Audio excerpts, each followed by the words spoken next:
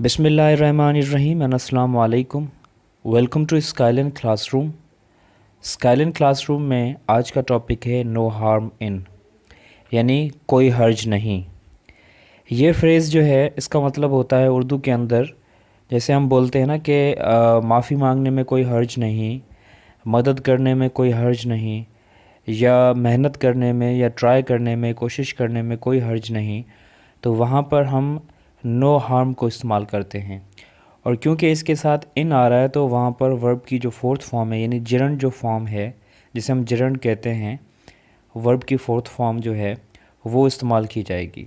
अच्छा, यहाँ पर जो वर्ब की फोर्थ फॉर्म है वो एज ए जिरंड इस्तेमाल होगी, ठीक है, यानी एज ए नाउन इस्तेमाल होगी। जिरंड जो है वो वर्ब की फोर्थ फॉर्म को जब हम एज ए नाउन इस्तेमाल करते हैं तो उसे कहा जाता है जिरंड, ठीक है, वर्ब की फोर्थ फॉर्म को।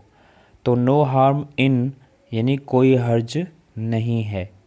अब उर्दू के अंदर ऐसे बहुत सारे सेंटेंसेस आपने देखे होंगे। अब उन्हीं सेंटेंसेस को जब आप इंग्लिश में करेंगे तो उसका स्ट्रक्चर आपको मैं बताने लगा हूँ। अच्छा, सबसे पहले हम इसको प्रेजेंट टेंस में देखेंगे कि प्रेजेंट टेंस में कैसे इस्तेमाल करेंगे, इसका स्ट्रक्चर क्या होगा। तो ये स्ट्रक्चर है इसका कि पहले हम देयर इज़ लगाएंगे क्योंकि प्रेजेंट है ना, तो देयर इज़, उसके बाद नो हार्म इन, प्लस में वर्ब की फोर्थ फॉर्म जैसे मैंने आपको पहले ही बताया वो एज एन जर्नड इस्तेमाल होगी, एंड देन प्लस में ऑब्जेक्ट आएगा। ये है इसका स्ट्रक्चर, ठीक है। यानी देयर इज़ जो हम यहाँ पर लगा रहे हैं, देयर जो लगा रहे हैं वो अपनी तरफ से लगा रहे हैं, और इज़ जो है वो प्रेजेंट टेंस को शो करने के लिए लगा रहे हैं। नो हार्म तो वैसे ही आएगा, वर्ब की fourth form and plus object. Example देखेंगे तो आपको क्लियर हो जाएगा ये structure. There is no harm in going there, there is no harm in going there, यानी वहाँ जाने में कोई हर्ज नहीं है। अब यहाँ पर मैंने स्ट्रक्चर के मुताबिक देयर इज़ लगाया, नो हार्म, फिर गो जो वर्ब की फोर्थ फॉर्म है उसको इस्तेमाल किया, एंड देन देयर ऑब्जेक्ट आ गया। दूसरा सेंटेंस देखें, there is no harm in talking to them, यानी उनसे बात करने में कोई हर्ज नहीं है।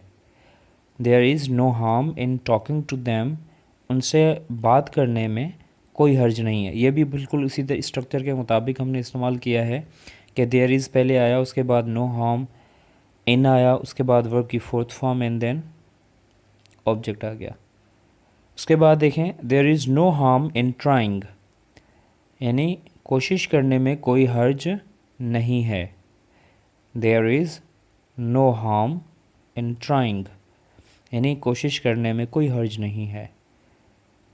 फिर है there is no harm in applying for the job, there is no harm in applying for the job, यानी जॉब में अप्लाई करने में कोई हर्ज नहीं है, ठीक है, जॉब के लिए अप्लाई करने में कोई हर्ज नहीं है।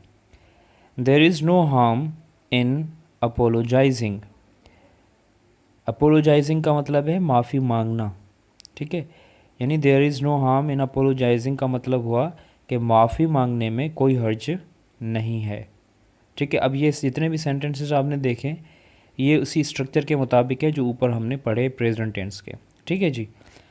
पास्ट टेंस में आते हैं। पास्ट टेंस में देयर वाज आएगा क्योंकि देयर इज़ जो आ रहा है वो प्रेजेंट है, तो देयर के साथ हम यहाँ पर वाज इस्तेमाल करेंगे। प्लस में नो हार्म इन वही आएगा, उसी पोजीशन पे आएगा।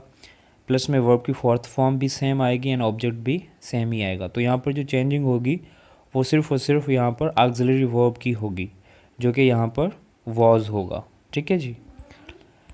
अब इस स्ट्रक्चर के मुताबिक अगर आप सेंटेंसेस बनाएंगे तो चेंजिंग मैंने आपको ऑलरेडी बता दी, और कुछ भी नहीं चेंज होगा। वर्ब की फोर्थ फॉर्म भी सेम होगी, ऑब्जेक्ट भी सेम होगा, नो हार्म का इस्तेमाल भी सेम होगा, देयर भी सेम होगा, सिर्फ और सिर्फ वॉज। तो ये चीज़ आपको याद रखनी है क्योंकि प्रेजेंट में जब आप इसको इस्तेमाल करेंगे तो ये इज़ के साथ इस्तेमाल होगा, देयर के बाद इज़ आएगा।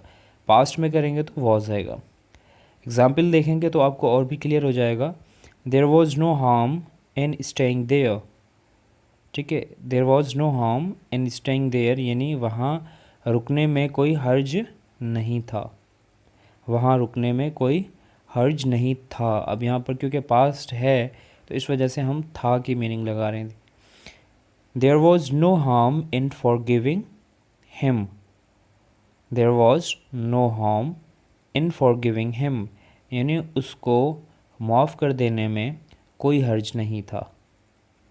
कोई हर्ज नहीं था कि हम उसको माफ़ कर देते, ऐसे भी बोल सकते हैं। ठीक है, दोनों सेंटेंसेस सही है। उसके बाद है there was no harm in hoping for success, यानी कामयाबी के लिए उम्मीद करने में कोई हर्ज नहीं है। यानी कोई हर्ज नहीं है कि हम कामयाब होने की उम्मीद करें, तो इसमें तो कोई हर्ज नहीं है। There was no harm in believing him again. There was no harm in believing him again, यानी उस पर दोबारा यकीन करने में कोई हर्ज नहीं था। उस पर दोबारा यकीन करने में कोई हर्ज नहीं था। There was no harm in giving them chance. There was no harm in giving them chance, यानी उनको मौका देने में कोई हर्ज नहीं था। यानी कोई हर्ज नहीं था कि अगर हम उसको मौका देते या उनको मौका देते तो इसमें कोई हर्ज नहीं था। ठीक है जी। उसके बाद देखें there was no harm in inviting her, यानी उसको दावत देने में कोई हर्ज नहीं था। कोई हर्ज नहीं था कि हम उसको दावत देते। तो दोनों तरीक़ों से आप इन सेंटेंसेस को बोल सकते हैं। चाहे आप सिंपल वाला सेंटेंस जो मैंने आपको बताया कोई हर्ज नहीं है यूँ बोलें, या फिर अलग से बोलें जो मैंने आपको अभी बताया। अब हम इसको इस्तेमाल करेंगे फ्यूचर टेंस में। फ्यूचर टेंस में चेंजिंग जो होगी वो मैं आपको ऑलरेडी बता चुका हूँ, सिर्फ ऑक्सिलरी वर्ब की होगी। देयर के बाद आप विल बी लगाएंगे। ठीक है, यहाँ पर जो टू बी वर्ब आ रहा है वो विल बी आ रहा है, जिसे आप ऑक्सिलरी या टू बी वर्ब कह रहे हैं। तो यहाँ पर चेंजिंग सिर्फ there will be no harm, verb की वही फोर्थ फॉर्म एंड ऑब्जेक्ट। जैसे there will be no harm in meeting with them, यानी उनसे मिलने में कोई हर्ज नहीं होगा। क्योंकि ये फ्यूचर है इस वजह से हम कह रहे हैं होगा, होगी, होंगे, तो उनसे मिलने में कोई हर्ज नहीं होगा। There will be no harm in investing in online business, यानी ऑनलाइन बिजनेस में इन्वेस्ट करने में कोई हर्ज नहीं होगा। यानी कोई हर्ज नहीं होगा कि अगर हम ऑनलाइन बिजनेस में जो है इन्वेस्ट करें। ठीक है। There will be no harm in assisting him, कोई हर्ज नहीं होगा कि अगर हम उसको या उसकी मदद करें, या उसकी मदद करने में कोई हर्ज नहीं होगा।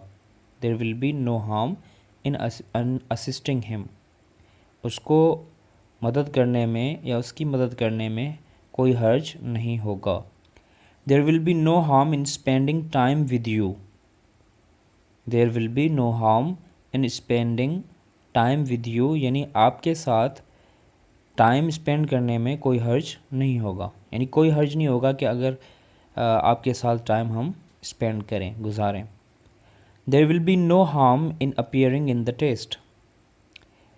There will be no harm in appearing in test, यानी टेस्ट में अपीयर होने में कोई हर्ज नहीं होगा। कोई हर्ज नहीं होगा कि अगर हम टेस्ट में अपीयर हों। ठीक है जी। There will be no harm in mixing these chemicals together. There will be no harm in mixing these chemicals together, यानी इन केमिकल्स को आपस में मिलाने में कोई हर्ज नहीं होगा, इनको कोई नुकसान नहीं होगा। यहाँ पर इसका मतलब नुकसान से भी है कि अगर इन दोनों केमिकल्स को हम आपस में मिला दें तो कोई नुकसान या कोई हर्ज नहीं होगा। क्योंकि हार्म का वैसे मतलब होता है नुकसान, पर हम क्योंकि उसको उर्दू के अंदर हर्ज के हिसाब से इस्तेमाल करते हैं तो आप नुकसान वाले सेंस में भी इस्तेमाल कर सकते हैं और हर्ज वाले सेंस में भी इस्तेमाल कर सकते हैं, और हर्ज की भी अल्टीमेटली यही मीनिंग निकलती है, नुकसान वाली। ठीक है जी। तो ये नो हार्म का यूज़ था इंग्लिश लैंग्वेज के अंदर। इसमें अगर कहीं आपको प्रॉब्लम हो, आई होप कि आप पहले तो आपको कोई प्रॉब्लम होगी नहीं, क्योंकि ये बहुत ही सिंपल फॉर्म है और इसका यूजेज भी बहुत ही सिंपल है। पर अगर कोई प्रॉब्लम हो तो आप कमेंट सेक्शन में मुझसे पूछ सकते हैं, और अगर आपको वीडियो अच्छी लगे तो सब्सक्राइब करें, लाइक भी करें। नेक्स्ट वीडियो इंशाल्लाह बहुत जल्द आएगी। तब तक के लिए अल्लाह हाफिज़ एंड टेक केयर।